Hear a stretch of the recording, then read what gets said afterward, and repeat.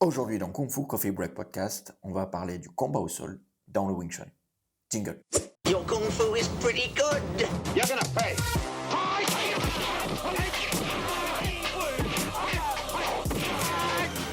You treacherous bastard. Get him! Bienvenue sur Kung Fu Coffee Break Podcast. Bienvenue dans ce nouvel épisode de Kung Fu Coffee Break Podcast. Salut Elliot. Salut, comment vas-tu? Ça va très bien, écoute. Ça va très bien. Ça va très bien. De Oh. quoi allons-nous parler aujourd'hui? Déjà comme ça d'entrée, Mais on n'a pas le temps de De- niaiser, enfin, voyons. de quoi non... Ça même pas une minute de podcast. De quoi non, même pas, on tchatche un peu. Raconte-nous ta journée. Non, c'est ta journée. En même temps, les gens s'en foutent. Donc, non, t'as raison. De quoi on va parler? On va parler aujourd'hui du combat au sol et du combat au sol dans le Wing Chun. Tout à fait. Parce que on vient de se faire Quelques sessions là au sol où on a innové un petit peu dans notre façon de travailler au sol aussi, grâce notamment à ton expertise. Oh, Je tiens à le dire, grâce à ton expertise Quelle expertise, quel expert je suis, n'est-ce pas? de pratiquant de jiu-jitsu brésilien Bien sûr. qui nous a posé quelques problèmes qu'on a essayé de résoudre. Oh non. À peine. Tu as apporté ton expertise en tout cas. Oh. Et ouais, ça m'a donné envie de traiter cette thématique-là. D'autant plus que c'est une problématique qui, dans le monde du Wing Chun classique, on va dire, n'est pas abordée. En tout cas, elle n'était pas à l'époque. Peut-être que maintenant, il y a davantage d'écoles de Wing Chun comme la nôtre qui ont cette dimension-là. Mais clairement, si on prend le Wing Chun classique tel qu'il se faisait, on va dire, à Hong Kong dans les années 50, donc on parle de la lignée de Ip Man, hein, Hong Kong, années 50-60, c'est une dimension du combat qui n'existait pas. Oui. Dans le Wing Chun classique, tu n'as pas du tout cette dimension du combat au sol. Pourquoi? Parce que à l'époque, ça existait tout simplement pas dans le monde du Wing Chun. C'est-à-dire dans les années 50-60 à Hong Kong ou même avant à Fat San, puisque le Wing Chun vient à la base du continent de l'île de la ville de Fat San, pardon. Il n'y a pas nécessairement d'arts martiaux autour qui étaient spécialisés dans le combat au sol, donc il n'y avait pas cette problématique-là. Ok, il y a des gens qui vont nous amener sur ce terrain-là et on doit faire quelque chose là. Il y a des styles qui existent en Chine qui sont pas très connus, qui sont axés uniquement sur le combat au sol. Je pense à la boxe du chien, notamment. Oh, Oui, Elliot, putain. la boxe du chien. c'est vrai? Ouais, Oh, je ne sais putain. pas si c'est une boxe qui est du sud ou du nord, je ne sais rien. Si elle est du sud, ça t'appellerait Ngaroku, hein, Ok. la boxe du chien. Mais voilà, qui se focalisait sur le combat au sol, quoi. Mais en tout cas, non, dans l'univers du Wing Chun de cette époque-là, ça n'existait pas. Donc la question s'est posée un peu plus tard, notamment quand le Wing Chun a commencé à se répandre dans le monde. Et voilà, à partir des années 80, des années 90, quand le Wing Chun est arrivé en Europe, quand il est arrivé aux États-Unis, les gens ont commencé à questionner, tu vois, et parce que si on prend par exemple le cas du Wing Chun en Europe par la lignée de Leung Ting, quand Leung Ting est arrivé en Europe dans les années 70, cette question lui a été posée. Alors, certainement pas tout de suite, mais je veux dire, dans les années 80, parce que le combat au sol dans la lignée de Leung Ting, je pense que c'est né autour des années 90, tu vois, fin 80, début 90, ça a dû émerger à ce moment-là. Et moi, l'anecdote que j'ai sur ça, c'est les premiers qui ont demandé à Sifu Leung Ting qu'est-ce qu'il faisait si jamais il tombait au sol, quelle stratégie utiliser, quelle technique. Et il a botté en touche les premières fois et il a dit de toute façon, moi, il n'y a jamais personne qui me fera tomber au sol. Donc bon, il a botté en touche quelques fois, mais au final, il a entendu la demande et il a essayé d'y répondre en réfléchissant. Et c'est ça qui est assez unique, on va dire, dans le monde du Wing Chun, c'est qu'il c'est un des seuls Sifu Lung Ting qui a essayé de répondre avec les concepts et les principes du Wing Chun. C'est-à-dire, il se posait la question, c'est OK, bon, je tombe pas, personne ne va me faire tomber, mais admettons que je tombe, qu'est-ce que je fais si j'arrive au sol, tu vois? Et il a réfléchi avec ce qu'il connaissait lui en termes de technique, mais surtout de principes et de concepts en essayant d'appliquer ça dans cette nouvelle dimension du combat-là. Et un programme est né de ça, les prémices, on va dire, du combat au sol. Et ce qu'il faut entendre par combat au sol, hein, donc je le traduis de l'anglais ground fighting, hein, c'est ce qui est écrit dans les livres qui traitent de ça. Hein, enfin, il n'y a pas un livre en particulier qui traite le combat au sol dans la lignée de Lung Ting. Enfin, je ne pense pas, en tout cas, à ma connaissance, non. Mais dans les livres, quand on en parle de cette dimension-là, c'est ground fighting qui est utilisé. Et en premier lieu, quand on entend combat au sol dans la lignée de Lung Ting, c'est je tombe, comment je maîtrise ma chute déjà, pour pas me ruiner en tombant sur le bas du dos, le coccyx et game over, tu vois, mais comment je gère ma chute et comment je continue à faire quelque chose quand moi je suis au sol à l'horizontale et que mon adversaire est encore debout. Tu vois? Ok. Donc, comment arriver à gérer cette phase du combat-là, cette phase de transition entre le combat debout et finalement je tombe et peut-être mon adversaire va aussi tomber sur moi ou en tout cas adopter une stratégie pour essayer de venir au ground and pound par exemple, tu vois? Cette phase-là qui a été en premier lieu développée et finalement c'est pas allé beaucoup plus loin que ça, tu vois? Donc on a eu un petit peu de ground and pound aussi à gérer finalement assez tôt, mais on n'est pas allé beaucoup plus loin que ça, tu vois? Voilà, donc ça a été le parti pris en tout cas de Lung Ting, de la lignée Lung Ting Wing Chun, mais ça n'a pas été le parti pris de toutes les autres lignées de Wing Chun. Hein. Ouais, c'est pas parti dans cette optique-là, quoi. Non, et certains sont allés voir ailleurs, clairement le jiu-jitsu brésilien, parce que voilà, c'est dans les années, on va dire, fin 80, début 90, que ces questions-là se sont posées. Et à l'époque, voilà, le jiu-jitsu brésilien commençait à prendre de l'essor grâce au premier UFC.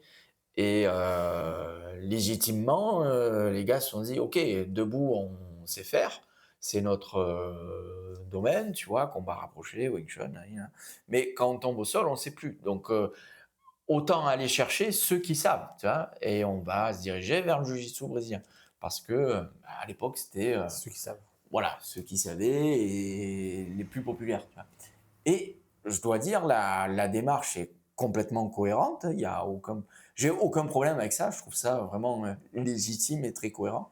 Et certains le font très très bien, je trouve. Tu vois. Je ne sais pas ce que tu en penses, toi qui es expert, n'est-ce pas, oui. jiu-jitsu brésilien. Mais je trouve que certains sont très bien arrivés à mixer, c'est-à-dire en plus de ça, on n'est pas forcément dans « ok, je tombe et maintenant j'ai de la ressource pour me débrouiller », mais non, je passe de debout au sol, moi, volontairement. C'est-à-dire j'amène aussi mon adversaire finalement sur ce terrain-là, qui n'est pas normalement dans un Wing Chun classique. Tu veux pas amener l'adversaire là, tu vois, tu restes debout, tu fais ton travail debout et tu veux le terminer debout, tu vois, mais tu n'as pas de stratégie de j'amène au sol avec des takedowns particuliers et des continuités. Certains le font maintenant et je trouve qu'ils le font très très bien, tu vois. Je sais pas ce que tu en penses sur ça, mais Oui, tout à fait.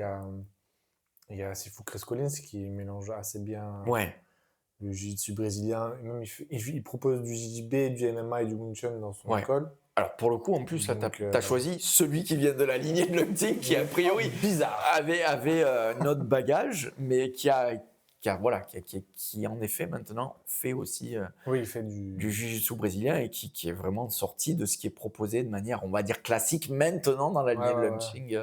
Après, dans une autre lignée, pour avoir fait un stage avec Didier Bédard de la lignée de Wing Chun Leung, où lui, il est vraiment parti au Brésil. Ouais. Il a travaillé avec des jujitsuka, etc. Et son aspect, voilà, il n'hésite pas à aller au sol Ouais. via des sweeps, Ouais. pas forcément des takedowns, mais vraiment Des clés qui amènent des petites balayettes, des petites clés Ouais. comme on peut faire dans le Chigger, etc. Il amène au sol et après, il n'hésite pas à finaliser en clé, en clé, étranglement, etc. Et voilà. immobilisation. Donc voilà, ça a peut-être perdu son aspect Wing Chun, pur et dur comme Leung Ting a voulu le mettre les principes au sol, etc. de Wing Chun sans partir dans le jiu-jitsu Ouais, brésilien. c'est une autre approche, quoi. Oui, c'est une approche différente. Là, c'est l'idée, je veux amener mon adversaire sur ce terrain-là et le finir sur ce terrain-là, qui est pas l'approche classique du Wing Chun, mais qui est une évolution, voilà, qui est proposée avec ce genre de courants qui ont mixé Wing Chun et JJB. Ouais, ça se fait en effet ailleurs aussi, bien sûr. Après, c'est intéressant parce que Wing Chun, c'est un art martial assez moderne quand même. C'est développé, c'est un système ça a été développé pour lutter contre les Choi Fat. Là où c'était des mouvements assez larges, Oui. le Wing Chun a été très pratique dans le mouvement assez court. Oui. Oui, bien sûr. L'idée, c'est que le Wing Chun, c'est un système qui a été en effet réfléchi pour contrer les autres styles locaux. Ouais. Mais quelque part, un autre style locaux pourrait dire, je pense, un peu la même chose. Donc, peut-être que le Wing Chun est arrivé après. Donc, voilà. Mais ouais. Après, ouais. L'implantation du sol est relativement récent vu que c'est dans les années 50, etc. Il n'y avait pas Non. de lutteurs à Hong Kong. Non. Donc, il n'y avait pas cette problématique-là. Et on n'était pas, même en Europe, on n'était pas dans le mix encore. Ouais, On n'était pas dans le mix, ça arrivait un peu plus tard. Il y avait quelques précurseurs comme arts martiaux, comme le sambo par exemple, tu vois, qui ont mixé finalement assez tôt dimension judo, du pied-point, et dans le judo, tu as un aspect sol, donc bon voilà. Mais ça arrivait en effet un peu plus tard. Ouais, après, chez nous, dans notre école à Marseille Wing Chun, on a fait évoluer un peu ce travail-là aussi ces derniers temps. Parce que je trouve que ce qui était proposé dans la lignée du Leung Ting Wing Chun, en tout cas ce que moi j'en avais appris, répondait pas forcément on va dire aux préoccupations contemporaines.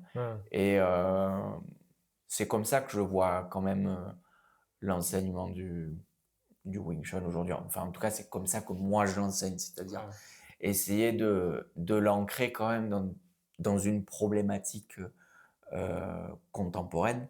Et quelque part, tu vois, je pense que monsieur tout le monde, même si sont des personnes qui ne sont pas forcément pratiquantes d'arts martiaux, mais elles sont inspirées par ce qu'elles voient, tu vois, au quotidien. Et finalement, du combat au sol, tu en vois de plus en plus maintenant. Et donc, même si c'est des gens qui sont pas forcément pratiquants, mais si tu viens à te chauffer, que ça parte en vrille avec quelqu'un, je veux dire, pour de vrai, peut-être que le gars, il aura plus qu'il y a 20 ou 30 ans en arrière, intuitivement, j'ai envie de te dire, la stratégie d'essayer de t'amener au sol, tu vois, parce que c'est quelque chose qu'on voit tout le temps maintenant. Tu allumes la télé et tu as du MMA plus que de la boxe anglaise, et finalement tu vois des gens se frapper au sol assez régulièrement. Donc par mimétisme, tu vois, l'agresseur qui a même jamais rien fait auparavant, il va peut-être avoir cette idée-là. Donc je pense qu'il faut davantage orienter notre pratique vers ce genre de problématique-là, même si on se prépare pas pour aller combattre voilà, dans la cage, tu vois. On reste dans l'univers de la self-défense qui est pas forcément destiné à combattre le premier champion du coin, tu vois. Donc, mais voilà, quand même insister davantage dans cette dimension du combat-là qui est assez contemporaine finalement. Je trouve que ça fait sens et s'il y a eu une innovation, enfin une recherche à faire pour essayer de développer ton art martial, en ce moment, je trouve que c'est plutôt dans ce champ-là.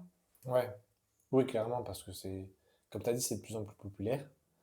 Donc, monsieur tout le monde qui regarde ça à la Ouais, télé, etc., au lieu d'envoyer un crochet, il va essayer de t'amener au sol en te saisissant, en te ouais, la sweepant. patate de forain, il va l'envoyer parce que Oui, c'est le truc assez primitif, tu vois. peut-être, Voilà. Mais si elle passe pas, si elle si passe tu pas. l'esquives, si tu la bloques, si on arrive à une phase de clinch, voilà, de lutte, ben, peut-être qu'il va avoir l'idée de descendre sur les jambes et de te faire un Possible. single leg, un double leg. Pourquoi? Parce il a vu tellement de fois, alors qu'il y a 20-30 ans derrière, les gens ne voyaient pas ça. Hum, Parce que bah, ils voyaient peut-être à la télé de la boxe, mais hormis de la boxe anglaise, qu'est-ce qu'ils voyaient d'autre? Ouais, bah, il y Tiens. avait du judo. Mais bon, Ouais, c'est plus ouais, limité, quoi. ouais. Plus limité. Non, mais c'est bien d'avoir ça parce que ça te rajoute une corde à ton arc. Ça te, ça te, ça te montre un nouvel aspect. Euh, Comme tu as dit, le combat vertical, Hmm, on sait faire, d'une certaine distance, etc. bien Maintenant, sûr. après, le combat horizontal, C'est autre chose. c'est autre chose. C'est autre chose. Et ce que j'ai beaucoup aimé ces dernières séances, tu vois, qu'on a travaillé ensemble, alors quand je dis ensemble, c'est pas que toi et moi, mais aussi tous les autres élèves, Mhm. c'est il y a des gabarits assez différents finalement dans l'école. Et ben voilà, on s'est confronté aussi parfois avec des gens pas du même sexe, hein. Clairement, quand on parle d'une femme face à un homme qui fait 20-30 kilos de plus, c'est compliqué. Mhm. C'est extrêmement compliqué. Donc, je trouve que ça amène aussi beaucoup d'humilité Mhm. ouais, beaucoup d'humilité, avoir aussi les pieds bien sur terre. Si face à ce type de gars, tu vas sur ce terrain-là, Ouais. euh, bon chance, comme dirait l'autre, tu vois, Ouais, ouais, ouais, non, mais parce que ça va être extrêmement compliqué, extrêmement compliqué. c'est très différent. C'est comme si tu étais une tortue et tout d'un coup tu étais sur le dos de la tortue, en fait. Tu étais sur la J'aime carapace. bien l'image, j'aime bien l'image. Les quatre pattes en l'air comme ça. Et c'est un autre univers. Enfin, oui, c'est un autre univers. Parce que t'as pas les mêmes appuis. Tu peux pas te déplacer dans l'espace de la même façon. T'as pas forcément la mobilité pour te remettre debout tout de suite ou pour te déplacer. Ouais, bah Ou... ça c'est pour ça que j'ai fait il y a quelques mois en arrière de proposer tout tas d'exercices de mobilité avant d'aborder cette dimension du combat-là, parce que je me suis rendu compte que les années précédentes, en tout cas, que certaines personnes, monsieur tout le monde, hein, encore une fois, hein, Ouais, ouais. on est dans une école qui accueille tout le monde, donc on n'a pas des compétiteurs, bien sûr, qui sont jeunes et athlétiques et qui sont peut-être au-dessus de la norme, tu vois. Mais certains, arrivés au sol, elles sont déjà perdues parce que c'est juste une dimension que dans la vie de tous les jours, on parle même pas de combat, hein. Elles n'y vont plus au sol. Hmm. Tu vois, elles n'y vont plus. La seule fois où elles sont à l'horizontale, c'est pour dormir ou dans leur sofa, tu vois, mais Hmm. sinon, elles y sont plus. Donc déjà, se mouvoir au sol, c'est juste un préalable, euh, c'est un fondamental pour aborder la dimension du combat au sol. Si tu n'as pas une bonne mobilité, tu ne feras rien. Même pas on parle technique et stratégie, c'est le point d'entrée, quoi. C'est vraiment le point d'entrée, quoi. Ouais, le fait de tomber, être capable de te mouvoir et te relever assez vite, parce qu'au final, l'objectif, il reste toujours là. En tout cas, c'est là où ça diffère un peu de, tu vois, dans ce qu'on propose, nous, dans notre approche du combat au sol. comparé à d'autres qui ont mixé, par exemple Wing Chun et JJB. L'objectif pour nous, et c'est comme ça que ça a été proposé au début dans la lignée Blunting, hein, dès les années fin années 80, début des années 90. Si tu tombes au sol, tu n'as qu'un seul objectif, te relever. Et ça reste Ouais, ouais. l'objectif. C'est-à-dire, si jamais tu dois passer par une phase de ground fighting, il ne faut pas y rester. Tu vois. Dès que tu as une fenêtre de tir pour t'extraire et te lever, lève-toi. Tu vois, reste pas au sol. C'est toujours ce fil rouge, il n'a pas changé pour moi, tu vois. Ça reste toujours cet objectif-là. Mais ce qu'on a rajouté ces derniers temps, c'est des typologies de combattants qui ont beaucoup plus de bagages techniques au sol et qui ont faire face à des opposants qui ont déjà peut-être programmé, qui ont eu une stratégie de OK, je te fais un takedown et à partir de ce takedown-là, je sais déjà la progression que je vais faire pour arriver au ground and pound, pour arriver à l'étranglement, pour passer ton dos et t'étrangler derrière. Donc, vraiment, le gars qui improvise pas quelque part, là, pour le coup, qui est vraiment technique, tu vois. Et c'est ça que j'ai voulu travailler ces derniers temps. Donc, merci pour ton expertise. Enfin, voyons. Ouais, non, Quelle parce expertise. que tu m'as posé quelques problèmes et clairement, je fais pas le poids. Alors déjà, je fais pas le poids. J'ai quelques kilos. Tu dis que je suis gros, c'est ça? Non, mais Aïe, j'ai aïe, aïe, quelques. aïe, aïe, On fait aïe, pas aïe. la même taille, on fait pas voilà, le même poids. Donc, il est clair que c'est pas du tout un terrain qui m'est favorable, tu vois. Mhm. Et chose aussi intéressante, on a deux écoles, Marseille Wing Chun, on a deux structures et on a un sol qui est différent. Et en fait, au final, tu te rends compte aussi que c'est beaucoup plus perturbant quand tu travailles au sol d'avoir cette différence de sol. C'est beaucoup moins perturbant si tu restes debout. Ouais. Tu vois, parce que, ok, les appuis sont pas tout à fait les mêmes parce que les deux types de sols sont différents, mais euh, vraiment, quand tu es dans cette dimension combat au sol, c'est beaucoup plus perturbant, tu vois. Et on remet ça dans le combat de rue, on va dire, tu vois, la réalité du terrain. Combat urbain, compliqué, combat au sol, tu vois. Tu dois te battre sur du béton, ou, je sais pas, au milieu d'un trottoir ou je sais pas quoi. Enfin, compliqué, tu vois, Ouais, cette ouais. dimension du combat que tu abordes Heu, à l'entraînement dans les meilleures de conditions, sur du tatami, tu vois? Ou sur un sol qui s'y prête.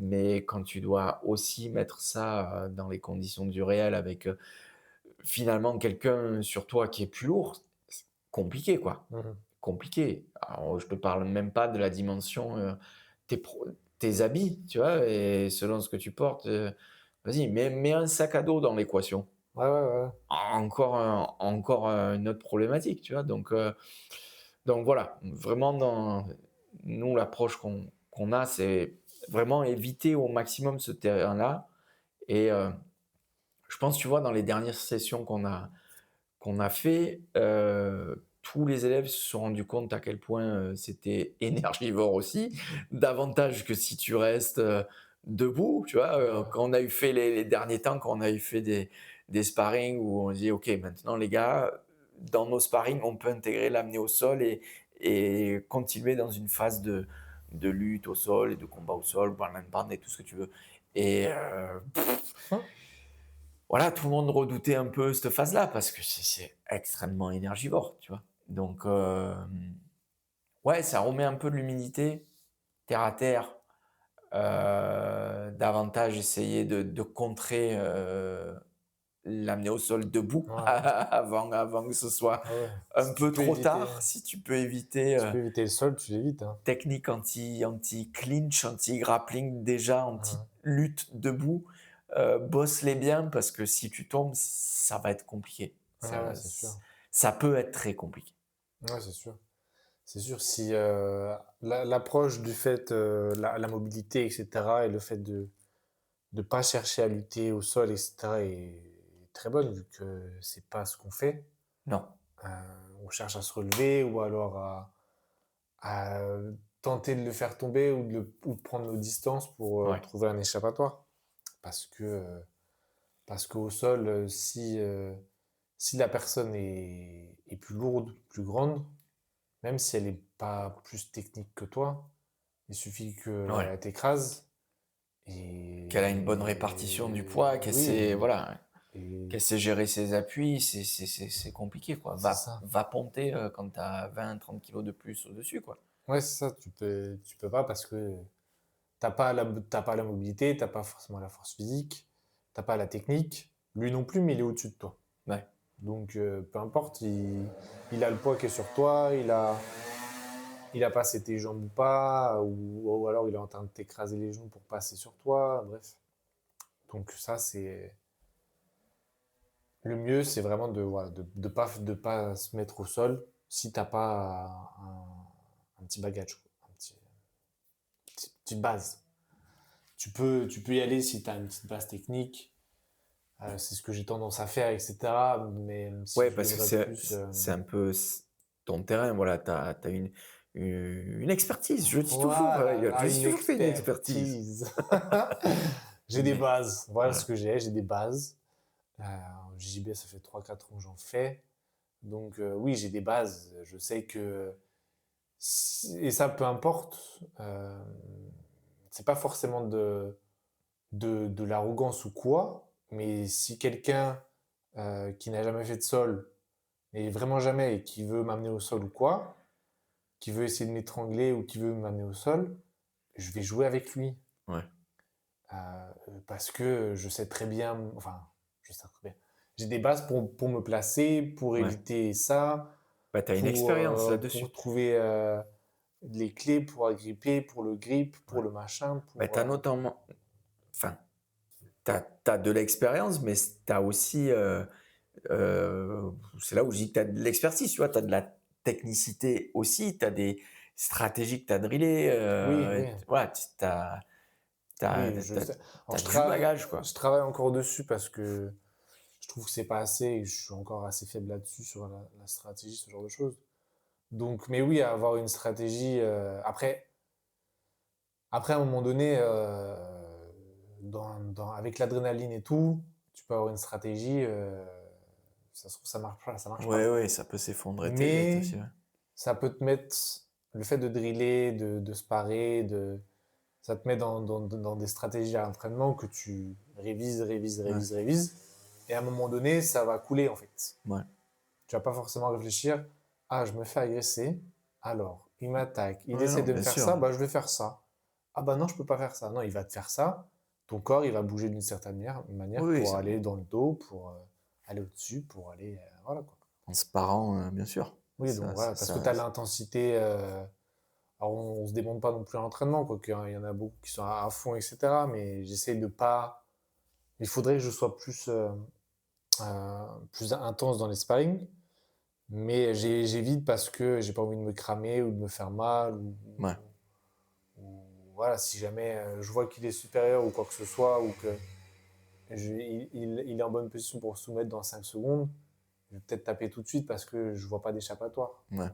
Alors que peut-être que je devrais trouver un autre échappatoire. Donc c'est quelque chose à travailler là aussi là-dessus. Mais... Tu as acquis de la sagesse, Elliot. Oh, je sais. Je suis expert et sage. Je suis un sage expert.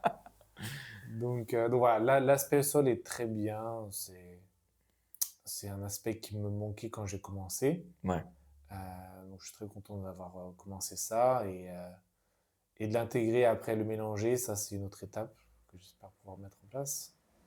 Pour pouvoir mélanger comme peut très bien le faire Sifu Chris Collins. Et donc voilà, pas forcément passer en mode grappleur au sol alors que tu peux envoyer des points, etc. Donc voilà. Yes. Voilà, très bien. On s'arrête là. Au revoir.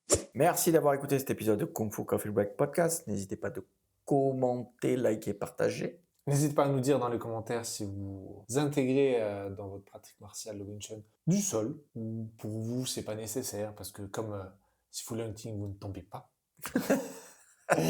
N'hésitez pas à Si nous vous dire. restez dans une approche super classique, traditionnel, ou si au contraire, ouais, vous avez aussi orienté votre pratique aussi dans cette dimension du combat-là. Et on se voit bientôt pour un prochain épisode. I'm certain I can beat you.